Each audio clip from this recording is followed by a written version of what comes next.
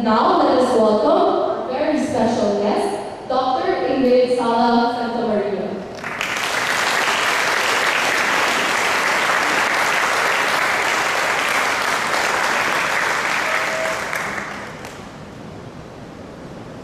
Venerables, LEA members, Madam Marcos, friends, family, guests, good afternoon.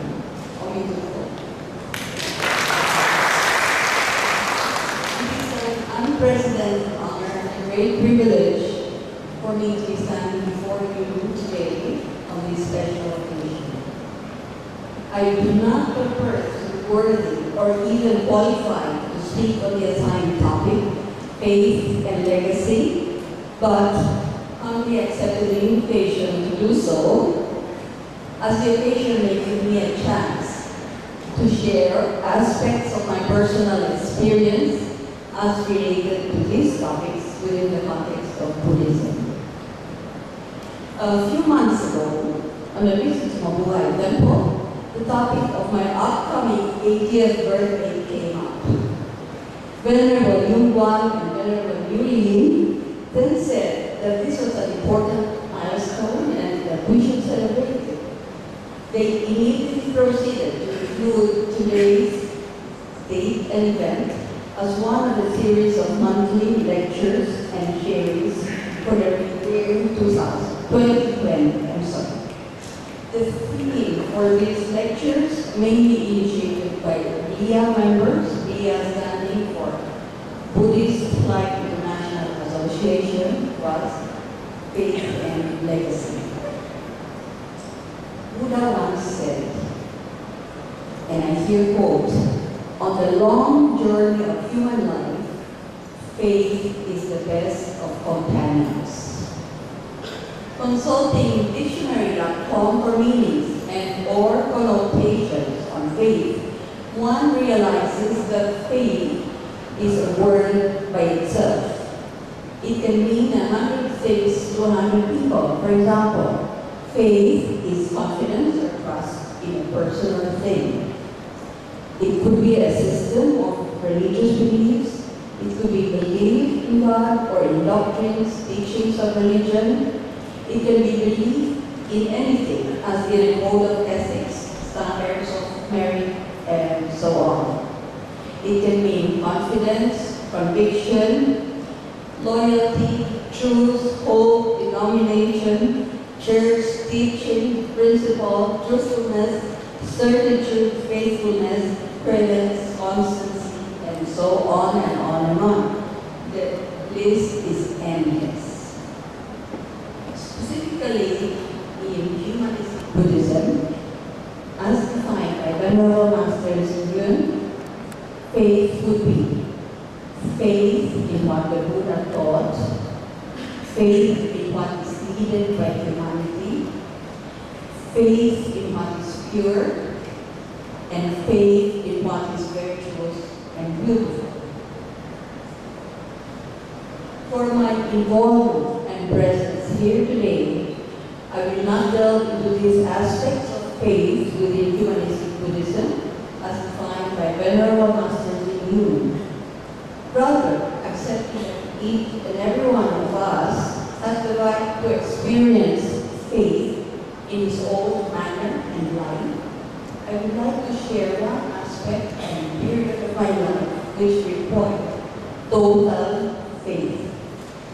My belief in our 10-year orchestra and music development program 1991 to 2000, which we spearheaded through Sala Foundation in Cebu.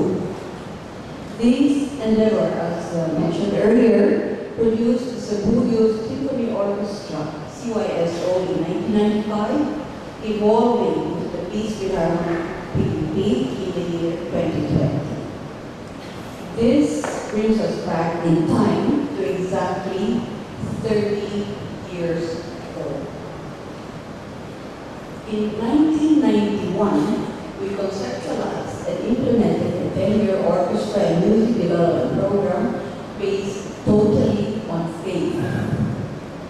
We had no blueprint to follow. We had to make our own.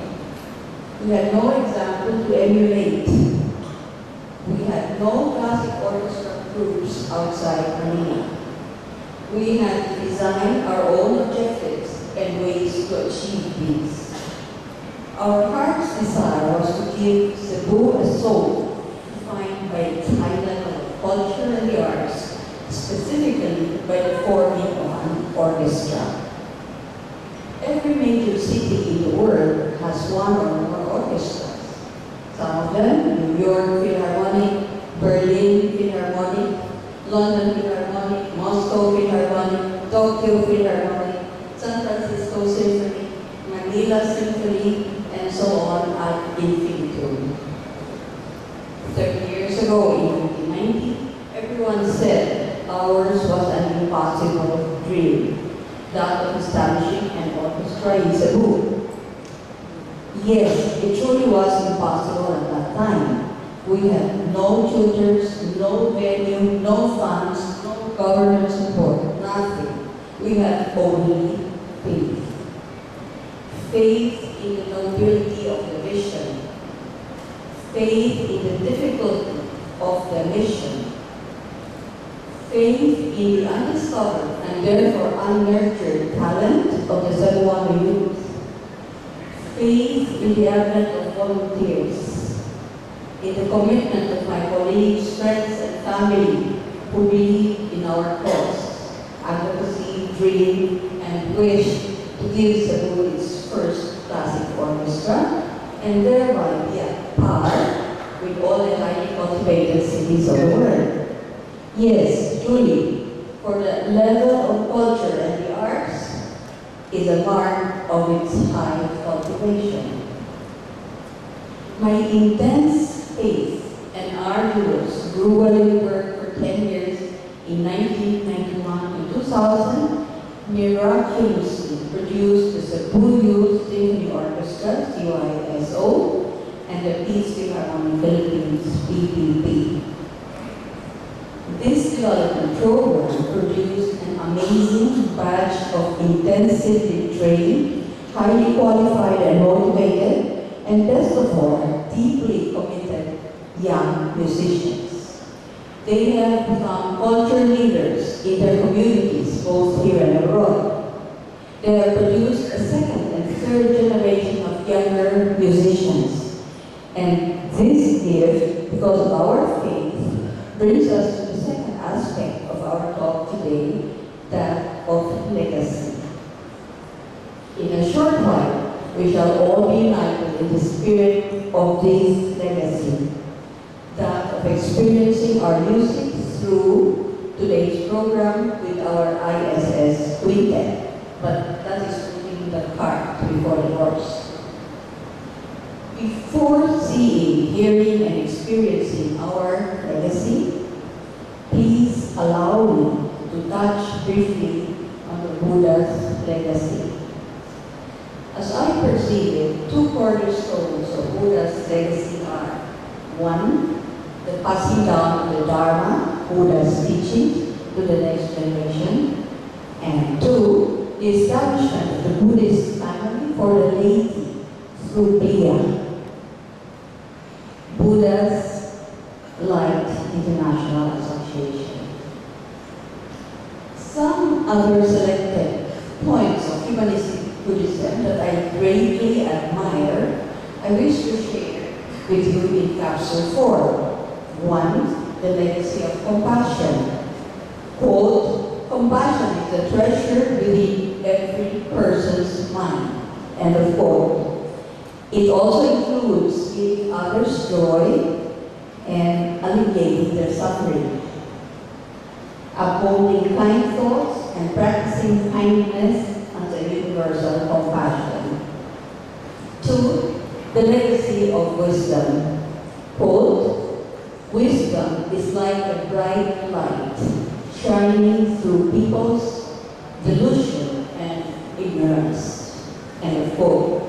When worries arise, it is a critical opportunity to increase one's wisdom, and able to resolve the situation, joy will arise and wisdom will be increased.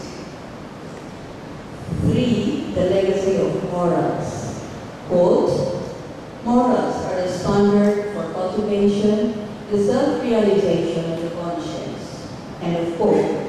A person of cultivation has undoubtedly noble morals, and everyone should strive to achieve these.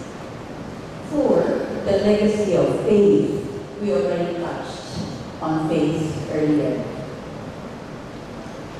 To come to the immediate reason on why I am here today, let me just share a few aspects which I would humbly consider my life's legacy. Number 1, CYSOTP, the 10 years Cebu Youth Symphony Orchestra Development Program, 1991 to 2000.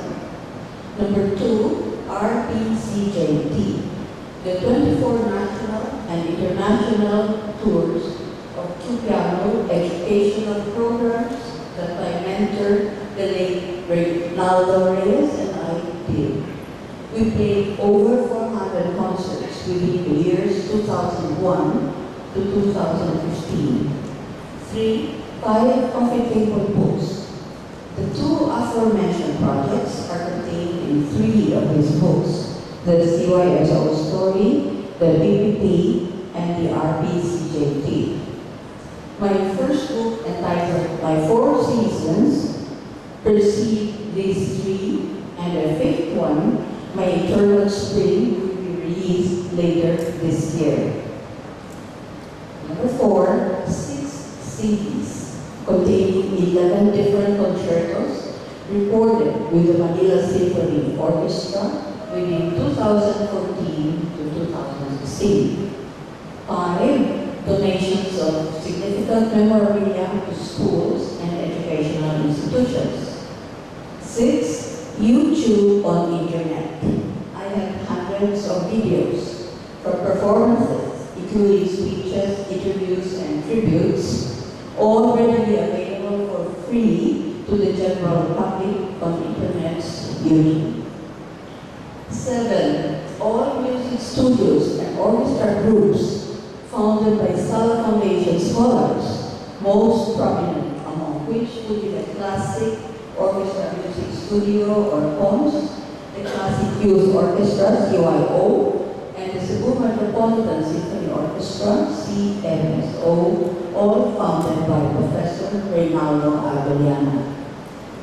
Incidentally, Professor Abellana was one of our original Sala Foundation scholars in Cebu nearly 30 years ago. And last year, he was chosen as one of 10 outstanding young men, TOYM, of the Philippines. Number 8, inspiration. I would wish for as many as possible to be inspired by our hard work, dedication, commitment, and highest aspirations, so that they too can become the best they can be in their chosen field. Number 9, last but not least, a new genre, that of performing piano concertos with the collaboration of 4 to 8 instruments. I earnestly have wished to contribute something unique to my field and profession, and we shall hear a sample of this combination with a string quintet in today's program, performing the first and fourth movements of Brahms Concerto No. 2 and the full Schumann Concerto in 3 movements.